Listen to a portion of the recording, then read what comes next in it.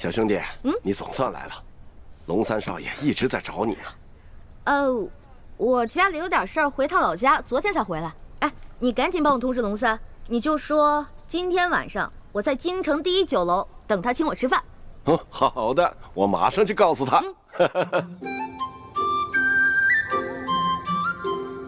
老大，你这一走就是2月，也不通知小弟一声，害得小弟是日日替你担心啊。我走的时候本来想跟你说来着，但是我哥哥把我拦住了，说要赶路，就没有这个机会了。是家里出了什么事吗？不过呢，现在已经解决掉了，没事了。解决了就好。来，小弟敬你一杯，算是给你接风了。干了。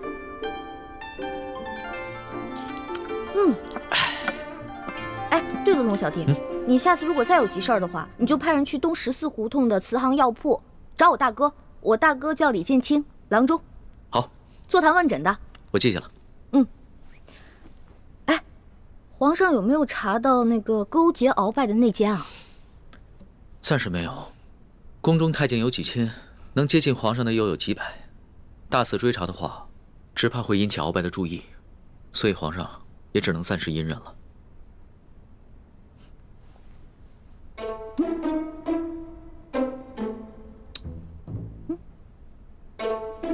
哎呀，我查一查你的毒解没解嘛？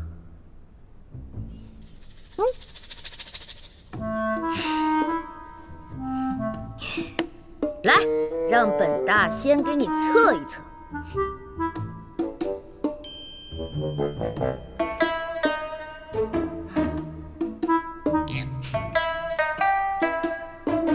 不错，你的毒已经解了。皇上的呢？当然也解了。皇上龙颜大悦，说呀要重重的赏赐你的。真的假的？龙小弟，我发财了！我发财了！龙小弟，我发财了！你知道吗？这次回去啊，我给我的兄弟姐妹们带了好多东西，他们看到以后可开心了。我看到他们开心，我就特别开心。看着老大的笑脸，小弟的心里也是很开心啊。不过，这皇上毒解了，鳌拜会不会起疑心啊？他会不会想着别的法子再害皇上啊？你小声点吧，皇上哪有那么傻呀？当然是继续假装中毒，掩人耳目了。再说了，近日袁州知府突然失踪，鳌拜正在亲自查办此案，没空顾得上宫里的事情。袁州知府失踪了，那会不会被人暗杀了？很难说呀。近日明珠谷的乱党活动猖獗，这袁州知府失踪之事多半与乱党有关。鳌拜已经加大了对乱党的清剿力度。老大，小弟知道你一向喜欢行侠仗义，可最近这段日子你可得千万小心，别做什么违法乱纪之事。知道了，龙小弟。吃吧。吃饭。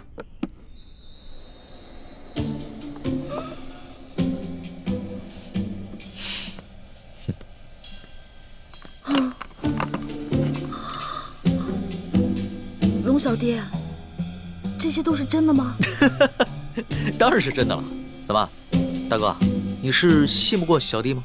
怕小弟把皇上给你的赏赐动手脚？不是，我只是太兴奋了，我从来都没有见过这么多的金元宝，这太幸福了。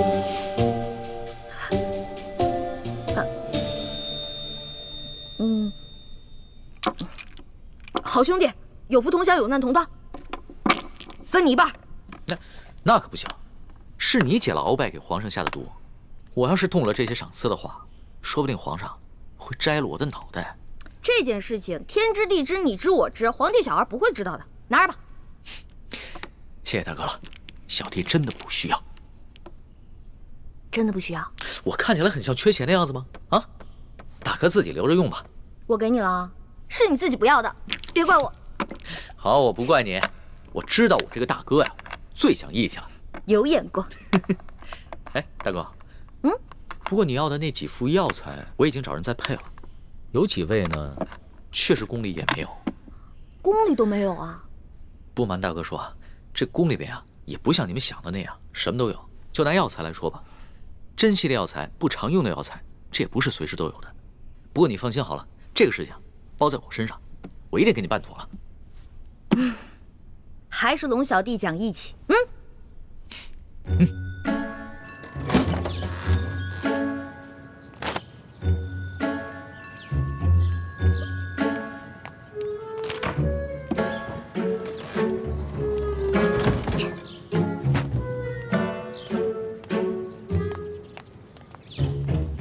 站住！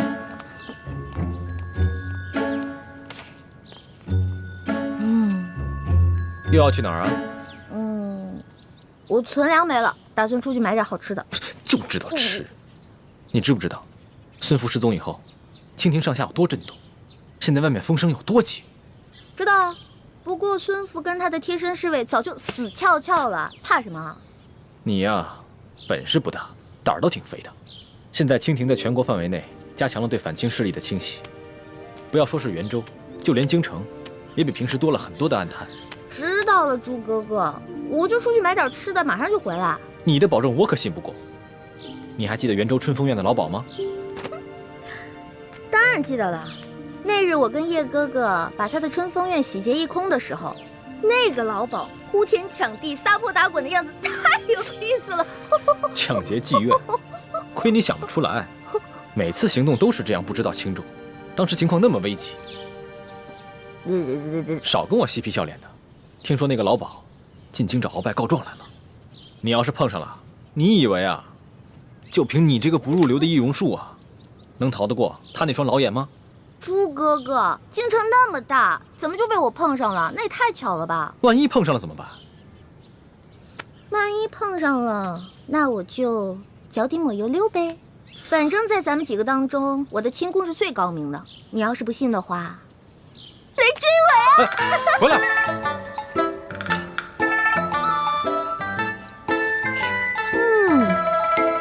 香，烤鸭来了。放那放那。耶，你慢用。就等你了，走一个。客官且慢，客官且慢，对不起，这盘烤鸭呀上错了。哎，给我放这儿，没上错啊，我也点了。实在不好意思，隔壁那雅间的客人也点了烤鸭，只不过不凑巧，本店今天就剩这么一只了。那这也是我的，我先点的，所以烤鸭就是我的呀。客官您看这样，今天您的菜钱我给您老打个8折，另外再送您老2个好菜。呸！谁要你打折？小爷有的是钱，看到了吗？真金的，拿去拿去。客官，隔壁的客人来头不小，小人实在是得罪不起，还请您老多多包涵。你才老呢，你才老呢！呸呸呸呸呸！这还天下第一酒楼呢，怎么吃个饭都这么势利啊？我不管啊，反正这鸭子就是我的。得罪得罪，这鸭子我先端走了。给我！松手！是谁抢了被中堂大人点的鸭子啊？拿走拿走吧，我好像没那么喜欢吃鸭子，拿走吧。这只鸭子都被你吃过了，我们还能要吗？天哪，我今天出门为什么不看一下黄历呀？